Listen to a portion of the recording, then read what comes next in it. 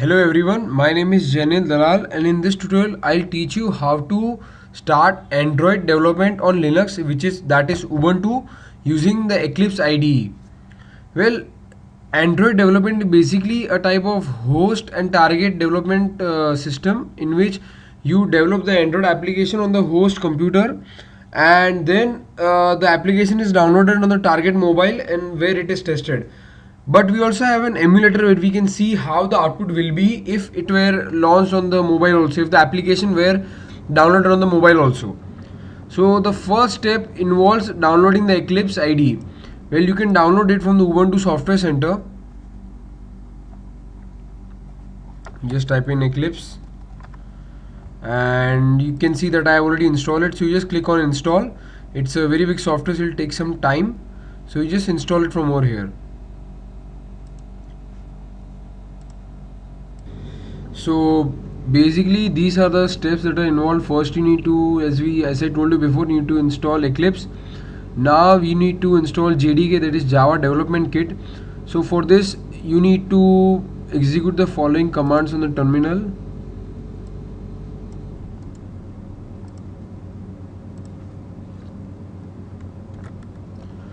Mind you, I'm only going to teach you how to configure the environment. I'm not going to teach you what is the meaning of different commands and the fundamentals of Android development or the Android language.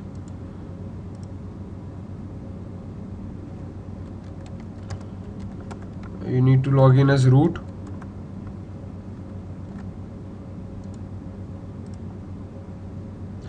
So as you can see, I already installed executed the above two commands previously, so I don't need to, but I would recommend that you do this.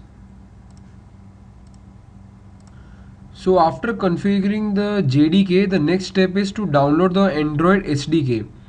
Well, you can just download it from the Android SDK website, that is developer.android.com/sdk/index.html. Well, you have different options. Well, I am using Linux, so I will be downloading this file. Well, I already downloaded this file.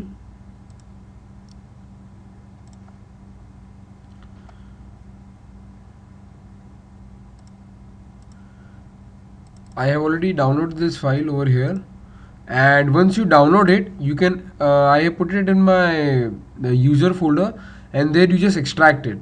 And as you can see, these are the contents. Now the next thing we need to do is update the environment variables. That is, we need to tell the system that is where the Android SDK has been installed and where platform and platform tools have been particularly located. So we'll just do this. So basically you need to type the following commands. The first command will open the .bash rc file, and at the top of the file you need to add the following two lines. As you can see, this updates the path variable and it tells where tools and platform tools folder have been located in the Android SDK.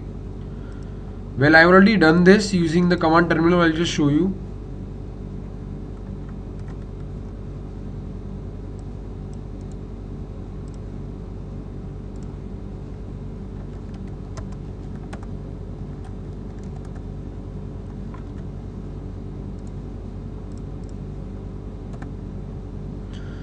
So you can see over here that I have already added these two lines.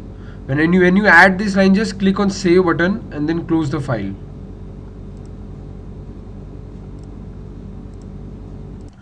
Now the next step is to download the Adt plugin, that is the Android development tool plugin, which will enable you to do Android development on Eclipse. So for that you need to start Eclipse.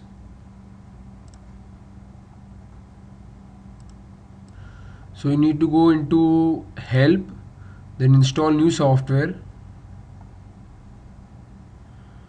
You can just add over here. Well, you can just write over here.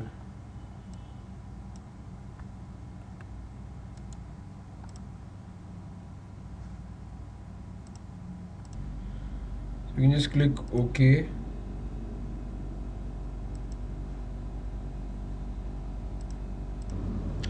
So I already installed this, so I'll just click on it. So then you'll get an option developer tools, then you go to next. Then as you can see, I already installed everything. So you need to select all, and since I already installed it, there is no need for me to install. So you can just click on all the options that are there and install them.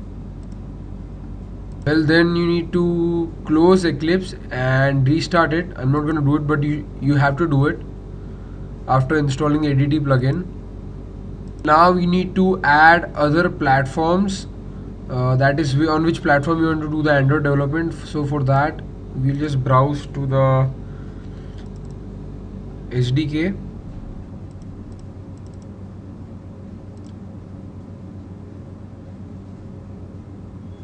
You just go to tools, and there we will click on Android, and you can just see our run in terminal. So over here you will get many different options, what install packages, available packages. You can just click on any of them. So as you can see, I already installed most of the different platforms. Well, you need to install them, and also in the third party applications you get different APIs. So you can just click on all of them, install them. I have not installed them yet, but I recommend that you install all the different options you have. Just click on all of them and install them. It will take some time, but it's worth it. And so now doing all this successfully, we are now ready to build our first Hello World application. There's one more thing we need to do, that is we need to create a Android virtual device before we can start programming. So we'll just open Eclipse.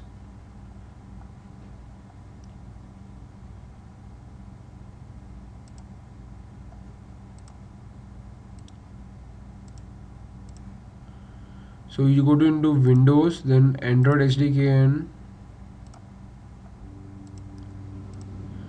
you go into preferences. There in Android you select which platform you want. So I'll click on the 2.2 platform and I'll click OK. Then we'll go to Android SDK and AVD manager. And since I already created a virtual drive, you just need to click on new and then type the name, that is you can say I have written my name underscore AVD. Then target whichever platform you want to work on. For example, I want to work on the platform 2.2, so I'll click that. And you don't need to configure any other options, and then just create AVD. I'm not going to do it because I already done it, so you just do that. So now we'll create our first project. So we'll go to file, then new, then project, then we'll go to Android project, then next. So here you'll have to fill out the different details. Well, so the project name is Hello Android.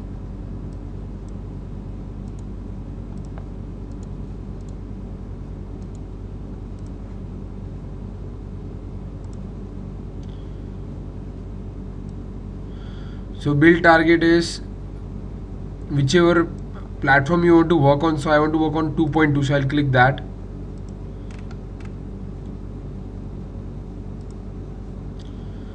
Then application name is Hello, Android.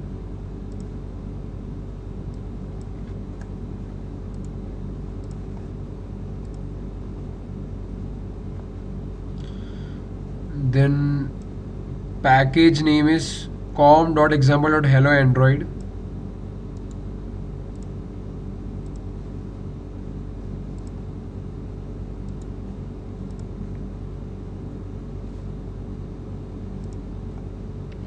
Finally, activity name is Hello Android.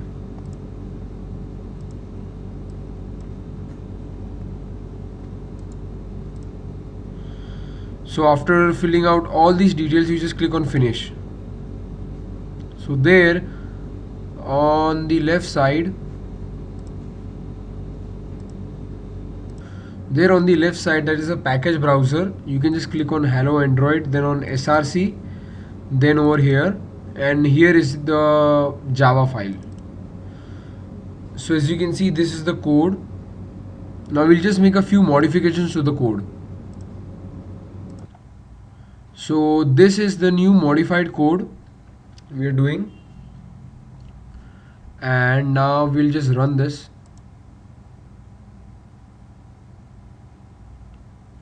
You just click on run. Yes, we will make the save the changes, and you'll have to wait for some time because it will take some time for the Android virtual device to boot up completely and show the output. So it'll take some time. So please be patient. So it's taking some time now. Well, if everything went well, this should be your output. You can just see over here that we typed in hello Android. You can see over here we typed hello Android, so we are getting that output over here. Well, I also started Android programming a few days back, so I'm not a master in this, but I hope that this tutorial has helped you to some extent. Thank you for watching my tutorial.